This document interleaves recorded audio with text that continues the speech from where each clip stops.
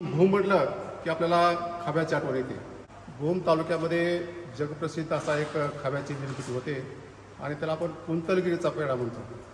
कुंतलगिरी हे जैनाचं देवस्थान आहे. सरमकुंडी फाट्यावर एस टी थांबल्या की कुंतलगिरीचा पेढा म्हणून तुम्हाला विक्री करणारे अनेक तुम्हाला दुकानदार दिसतात. हा जो खवा आहे तो नुकताच त्याला GI मानांकन सुद्धा मिळालेला आहे, म्हणजे भौगोलिक मानांकन त्याला मिळालेलं आहे. आणि हा जो खवा आहे तो एक नाविन्य पद्धतीने तयार केला जातो भूममध्ये. हा पूर्णपणे सोलारवर हा खव्याची निर्मिती होते. ती कशी निर्मिती होते ती आपण आज पाहणार आहोत. आपण सध्या भूम येथील म्हणजे धाराशिव जिल्ह्यातील भूम तालुका आहे आणि या भूम तालुक्यातील जो MIDCचा एरिया आहे, या MIDC एरियामध्ये एक खव्याचं क्लस्टर तयार केलेलं आहे शासनाने. आमच्या पाठीमागे जे तुम्हाला सोलार पॅनल दिसत आहेत, या सोलार पॅनलचा एक जगावेगळा प्रयोग या उद्योजकांनी सुरू केलेला आहे. या खव्याची निर्मिती या सोलार पॅनलमधून जी ऊर्जा निर्माण होते ती दूध आटवण्यासाठी, हिटिंग करण्यासाठी त्या सोलार पॅनलचा उपयोग, सोलार ऊर्जेचा उपयोग केला जातो. आणि यामुळं उच्च प्रतीचा खवा तर तयार होतोच, परंतु त्याचा उत्पादन खर्च जो आहे तो फार मोठ्या प्रमाणात कमी होतो आणि पर्यावरणाचं संवर्धन पण होतं. ते पर्यावरणाचं संवर्धन कसं होतं ते पण आपल्याला यांच्याकडून जाणून घ्यायचं आहे. सौर ऊर्जेचा वापर खवा निर्मितीसाठी करण्याचा जो तुमच्या डोक्यामध्ये विचार कसा आला? पूर्वी आम्ही लाकडावरती खवा तयार करायचो. खूप वृक्षतोड व्हायची. 1 किलो खवा करायचा असेल तर 4 किलो लाकूड लागायचं. म्हणजे आता आम्ही या ठिकाणी 1 टन खवा डेली जे करतो आहोत, त्याला आता जर लाकडावरती खवा केला असता तर त्याला 4 टन लाकूड रोज लागलं असतं. वर्षाकाठी खूप मोठ्या प्रमाणात वृक्ष तोडावे लागले असते, खूप वृक्षतोड व्हायची. आणि याच्या माध्यमातून एक विचार केला की आपल्याकडे जर मोफत काही असेल तर ऊन मोफत आहे आणि केंद्र शासन असेल, राज्य शासन असेल, एक शासनाच्या माध्यमातून एक विचार केला की शासन भरपूर सपोर्ट करतंय, तर आपण असा एक वेगळा प्रयोग काहीतरी करू. म्हणून आम्ही ही इंडक्शन मशीन तयार केली. पण त्याला लागणारी वीज आहे ती वीज आपल्याला परवडली नसती. म्हणून आम्ही काय केलं, 500 किलोवॅटचं सोलर सिस्टम ICICI बँकेच्या सहकार्यानं या ठिकाणी उभा केलं. आणि ह्या 500 किलोवॅटमधून एक 2000 ते 2500 युनिट रोज वीज निर्मिती होते. आणि त्यापासून आमचा जवळजवळ 800 ते 1000 किलो खवा रोजच्या प्रमाणात तयार होतो. आम्हाला एक आनंद आहे की वृक्षतोड न करता आणि जे शासनाने निसर्गाने जे मोफत दिलेलं आहे ते मोफतचा आम्ही वापर करतो. कुठलंही या ठिकाणी मेहनत लागत नाही, लाकडं तोडायला माणूस लागत नाही. आणि हे करत असताना फक्त 2 माणसं एवढं हे सगळं प्रोजेक्ट चालवू शकतात. एवढी कमी मेहनत या ठिकाणी या प्रकल्पाला लागते. आता आपल्या भूम तालुक्यामध्ये मेन उपजीविकेचं साधन आहे ते दुग्ध व्यवसाय आहे. शेतीला पूरक धंदा आहे, जोडधंदा आहे.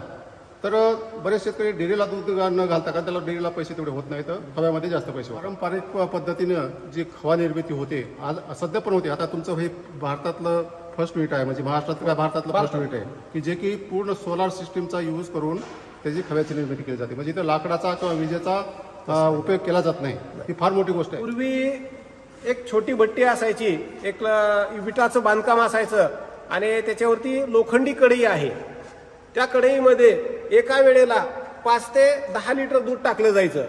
मग हे 5 ते 10 लिटर दूध टाकल्यानंतर पूर्णपणे हाताने त्याला त्या उलतऱ्याच्या साह्यानं गोटई करावं लागायची. आणि ती गोटई केल्यानंतर काय होतं, दिवसभर असं अंग मेहनत करावं लागायची, धुराचा त्रास व्हायचा. त्याच्यामध्ये जाळामध्ये उन्हाळ्यामध्ये तर खूप असं उष्णता लागायची, उष्णतेमुळे तर खूप त्रास व्हायचा. आणि म्हणून आम्ही एक बदल केला की त्याच्यानंतर परत आम्ही काय केलं, गॅसच्या मशीनवरती आलो. पण गॅसच्या मशीनमध्ये धूर कमी झाला, परंतु खर्च वाढत गेला. 1 किलो खवा करण्यासाठी आपल्याला जवळजवळ 50 रुपयाचा गॅस लागू लागला. डिझेलवरती खवा करायचा असेल तर 60 रुपये लागतात. लाकडावरती जर करायचा असेल तर सरासरी 15 ते 20 रुपये लाकडावरती खर्च येतो. परंतु या ठिकाणी सोलरवरती जी निर्मिती केलेली आहे, पूर्णपणे मोफत सूर्याची उष्णता आम्ही वापरलेली आहे. आणि त्यामुळे एकदम कमीत कमी किमतीमध्ये आमचं आता खव्याचं उत्पादन होऊ लागलेलं आहे. आणि अशा पद्धतीनं चांगल्या क्वालिटीचा खवा आणि कमी खर्च आल्यामुळं आम्हाला मार्केटला त्याचा नफाही वाढला आणि चांगल्या क्वालिटीचा खवा या ठिकाणी मार्केटला जाऊ लागला. पूर्वी गोणीमध्ये खवा विक्री व्हायची, पार्सल व्हायची, परंतु आम्ही आता या इथून पुढे अशा पद्धतीचं खवा पॅकिंग केलेलं आहे. आणि भविष्यामध्ये आता त्याचा ब्रँड करून आम्ही सगळे अशा क्वालिटीचा जो खवा आहे तो एक्सपोर्ट करण्याचा आमचा प्रयत्न आहे. इंडक्शन मशीनवरती जर खवा करायला गेलं तर 1 किलो खवा करण्यासाठी 4 युनिट लागतात. परंतु लाईटवरती आपण MACBची जर वीज घेतली तर सरासरी 40 रुपये खर्च येतो. परंतु आम्हाला सोलरमधून मोफत वीज मिळती, त्याचे फिक्स चार्जेस आणि एवढे 20 मशीन आहेत. फक्त 2 माणसं या 20 मशीनसाठी काम करतायत, म्हणून आम्हाला मजुरीचाही खर्च कमी. आणि जर आपण लाकडावरती भट्टी म्हणलं, एक माणूस सरासरी दिवसाचा 15 ते 20 किलो खवा करू शकतो. परंतु या ठिकाणी 2 माणसं एका शिफ्टमध्ये जवळजवळ 1 ते 1.5 टन खवा तयार करू शकतात. सध्या या पूर्ण मशीनची 4 टनाची कॅपॅसिटी आहे. परंतु आम्ही आता सोलरवरती जे जनरेशन तयार होतं त्याचा सरासरी 800 ते 1000 किलो खवा पर डे तयार करून मार्केटला नेतोय. आणि हा जो खर्च आहे, हा खर्च आम्हाला फक्त मजुरीचा खर्च आणि MACB मध्ये जे फिक्स चार्जेस असतात, नेट मीटरच्या माध्यमातून आम्ही हा त्यांचा सप्लाय घेतो. गरजेप्रमाणे आम्ही जी समजा हा प्रकल्प बंद असेल तर ते MACB मध्ये वीज स्टॉक केली जाते आणि संध्याकाळी किंवा ज्यावेळेस दुसऱ्या वेळेस आपल्याला लागेल त्यावेळेस MACB परत ती वीज आपण या ठिकाणी वापर करतो. त्यामुळे एकदम कमी खर्चामध्ये हा प्रकल्प चालू आहे आणि खवा निर्मिती पण होते. पूर्वी या ठिकाणी मी कढईवरती खवा तयार करायचो. छोटंसं चुलवान केलेलं असायचं, त्याच्यावरती कढई ठेवायची, त्याच्यावरती खवा, त्याला मेहनत लागायची, म्हणून नंतर परत गॅसवरती खवा निर्मिती सुरू केली. त्याला खर्च वाढू लागला. त्याच्यावरती पर्याय म्हणून मग आम्ही काय केलं, एक 4-5 वर्ष रिसर्च करून एक इंडक्शन खवा मशीन तयार केली, की जी या ठिकाणी आता आपल्याला दिसते. आणि ही जी खवा मशीन आहे ही संपूर्णपणे सोलरवरती चालते. या ठिकाणी 500 किलोवॅटचं सोलर सिस्टम आहे आणि या 500 किलोवॅटच्या सोलर सिस्टमवरती अशा 20 मशीन स्वतः डेव्हलप केल्यात. सध्या भारतात इंडक्शन खवा मशीन कुठेही अस्तित्वात नाही. स्वतः आपण प्रयोग करून पूर्णपणे त्यात नाविन्यपूर्ण खव्याचं उत्पादन चांगल्या पद्धतीने कसं करता येईल यासाठी आपण प्रयत्न केले आणि ही मशीन डेव्हलप करून आता संपूर्णपणे 500 किलोवॅट सोलर सिस्टमवरती भारतातील पहिला खवा निर्मिती प्रकल्प या ठिकाणी आपण सुरू केलेला आहे. पारंपरिक पद्धतीनं पूर्वी 50 वर्षापासून या परिसरामध्ये खव्याची निर्मिती होते आणि महाराष्ट्रामध्ये किंवा भारतामध्येही सगळीकडे भूमचा पेढा प्रसिद्ध आहे. जो पातेल्यामध्ये जर पेढा नेला जातो तो भूमचा या ठिकाणी कुंतलगिरीचा पेढा, सरमकुंडीचा पेढा, पात्रूडचा पेढा या नावाने प्रसिद्ध आहे. त्या पेढ्याला एवढी चव होती की फक्त याला अडचण अशी यायला लागली की ते हायजीन नसायचं, की स्वच्छता नसायची. त्याच्यामुळं मग आपल्याला ती स्वच्छता हे आणणं गरजेचं होतं. आणि ही जी निर्मिती होती ही संपूर्णपणे लाकडावरती निर्मिती होती. मग ते लाकडाचा धुरा असायचा, धुरामुळे त्रास व्हायचा, काम करणाऱ्याला त्रास व्हायचा, स्वच्छता नसायची. मग त्या माध्यमातून आपण काय केलं की हा व्यवसाय मोठ्या प्रमाणात करणं गरजेचं होतं. कारण का इथं दूध साठवून ठेवता येत नाही, परंतु खवा वर्षभर पण साठवून ठेवता येतो. तुम्ही या व्यवसायामध्ये कधीपासून आहात? मी तसं प्रायमरी टीचर म्हणून जिल्हा परिषदला नोकरीला होतो, पण दूध व्यवसायाच्या माध्यमातून इकडे आलो, खव्याची निर्मिती सुरू केली आणि 2012ला नोकरीचा राजीनामा देऊन संपूर्णपणे या दूध व्यवसायात आणि खवा व्यवसायात उतरलो. परंतु सतत एक गोष्ट उणीव जाणवायची की खवा निर्मिती करत असताना वृक्षतोड व्हायची. जवळजवळ आता तालुक्यामध्ये 25 टन खवा निर्मिती, 25 ते 30 टन खवा निर्मिती होते. त्याला वर्षाला 5 लाख वृक्षतोड होत आहे. याच्यावरती काहीतरी काम व्हावं, खव्याची पण निर्मिती वाढावी, त्याचं चांगल्या क्वालिटीचा खवा तयार लोकांना मिळावा या दृष्टीने 5 वर्ष प्रयत्न करत होतो. भारतातले जेवढे रिसर्च सेंटर आहेत, CFTR आहे, म्हैसूर असेल, कर्नाल हरियाणा आहे, अहमदाबाद आहे, हैदराबाद आहे, सगळ्या संस्थेशी चर्चा करून आणि इंजिनिअरिंग कॉलेजशी चर्चा करून आम्ही याच्यामध्ये नाविन्यपूर्ण असं एक हे युनिट इंडक्शन खवा मशीन तयार केली. आणि त्याच्यासाठी वीज निर्मितीचा खर्च वाढायचा म्हणून परत त्याला आम्ही सोलर सिस्टमची दूध विकलं तर दुधाचा सरासरी 27 रुपये भाव आहे. मग 1 किलो खवा करण्यासाठी सरासरी 5 लिटर गाईचं दूध लागतं. या परिसरामध्ये सगळे गाई आहेत. मग त्या दुधामध्ये जर आपण खवा निर्मिती केली तर 200 ते 250 रुपयांनी होलसेलमध्ये खवा विकला जातो आणि किरकोळमध्ये 250 ते 300 रुपये खव्याची विक्री होते. आणि त्याचा जर आपण पेढा बनवला तर तो 300 ते 400 रुपये किलोनी पेढ्याची विक्री होते. त्यामुळं पेढ्याच्या माध्यमातून जवळजवळ 5000 मुलांना इथं रोजगार मिळालेला आहे. खव्याच्या माध्यमातून जवळजवळ 500 खवा भट्ट्या आहेत आणि त्याला दूध घालणारे 25,000 दूध उत्पादकांनाही खव्याला दूध घातल्यानंतर त्याला त्याचा दूध डेअरीपेक्षा जास्त फायदा होतोय.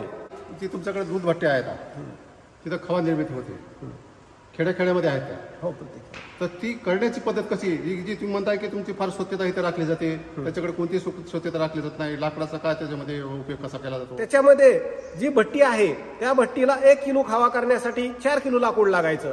अशा पद्धतीने जर तालुक्याचा विचार केला तर 25 ते 30 टन खव्याची निर्मिती डेली होते आणि या 25 टन खव्या निर्मितीसाठी वर्षाकाठी जवळजवळ 5 ते 6 लाख वृक्ष तोडली जात आहेत. ही वृक्ष वाचली पाहिजेत आणि खव्याची निर्मितीही चांगली झाली पाहिजे, ग्राहकांनाही चांगल्या क्वालिटीचा खावा निर्माण झाला पाहिजे. यासाठी आम्ही 5-6 वर्ष रिसर्च केला खावा क्लस्टरच्या माध्यमातून. शासनाच्या जिल्हा उद्योग केंद्र असेल, राज्य शासन आहे, केंद्र शासन आहे, या शासनाच्या माध्यमातून सपोर्टिंगमधनं वेगवेगळ्या पद्धतीने भेटी देऊन आम्ही या क्लस्टरची निर्मिती केली, ह्या प्रोजेक्टची निर्मिती केली. ICICI बँकेचं सहकार्यही या ठिकाणी या प्रकल्पाला लाभलेलं आहे. त्यांच्या माध्यमातून आम्हाला फायनान्शियली सपोर्ट झाला आणि त्यामुळं आम्ही हा प्रकल्प एक वेगळ्या उंचीवरती नेऊन ठेवला आहे. आणि आता सध्या आम्ही गेल्या आठवड्यामध्ये जवळजवळ दुबईला पण आम्ही 10 किलो एक सॅम्पल पॅकेजिंग पाठवलेलं आहे. ते पण त्यांना काही लोकांना त्याचं पास झालेलं आहे आणि भविष्यामध्ये आमचं टार्गेट आहे की ते जे पॅकिंग आहे हा खवा पूर्णपणे गोणीमध्ये न नेता पूर्णपणे 1 किलो 5 किलो 10 किलोच्या पॅकिंगमध्ये तो मार्केटिंगमध्ये नेण्यासाठी आम्ही पूर्णपणे प्रयत्न करत आहोत. तुमचं जे हे खव्याचं युनिट आहे याचं काय म्हणजे नाव काय याचं? ही कंपनी आम्ही सेक्शन 8 कंपनी केली, निर्मल मिल्क प्रॉडक्ट असोसिएशन. याला आम्ही खवा क्लस्टर म्हणतो. खवा क्लस्टर भूम, जिल्हा धाराशिव हे या प्रकल्पाचं नाव आहे. हे जे दूध उत्पादक आहेत ह्या दूध उत्पादकांना आम्ही एकत्र केलं, याची एक कंपनी स्थापन केली आणि या कंपनीच्या माध्यमातून जे दूध घेऊन येतात त्यांना पण आम्ही खवा बनवून देतो. त्यांना भट्टीवरती जरी अडचण येते, त्रास होतोय, जर त्यांना स्वतःला छोटं युनिट करण्यापेक्षा खर्च करण्यापेक्षा त्यांनी जर दूध आणलं तर त्या जे शेतकरी आहेत, खवा उत्पादक आहेत, त्यांना आम्ही या ठिकाणी खवा बनवून देतो. असे आमचे 150 सभासद आहेत या क्लस्टरचे. तर तुम्ही आता या खर्चामध्ये बचत करण्यासाठी सोलार सिस्टीमचा वापर केलेला आहे. ती सोलार सिस्टीम तुम्ही बसून घेतलेली आहे. तर ही सोलार सिस्टीम जी आहे पण तिचं हिटिंग करण्यासाठी काय तुम्ही नवीन बदल केले आहेत? कारण असं सोलार सिस्टीमचा डायरेक्ट हवा करण्यासाठी अशी कुठलीही मशिनरी नाही, ती तुम्ही स्वतः डेव्हलप केलेली. तर काय भानगड काय? खवा करण्यासाठी खूप मेहनत लागायची, लाकडं लागायची, गॅस वापरला, डिझेल वापरला तर खर्च वाढायचा. मग आम्ही काय केलं की ही जी मशीन आहे हे मशीन ॲक्च्युअल गॅसवरती चालत होती पहिली. पण ह्या गॅसच्या मशीनला आम्ही स्वतः मॉडिफिकेशन केलं आणि गॅसचं सगळं पार्ट काढून इथं कॉईल टाकली. आम्ही त्याला इंडक्शनची कॉईल बसवली.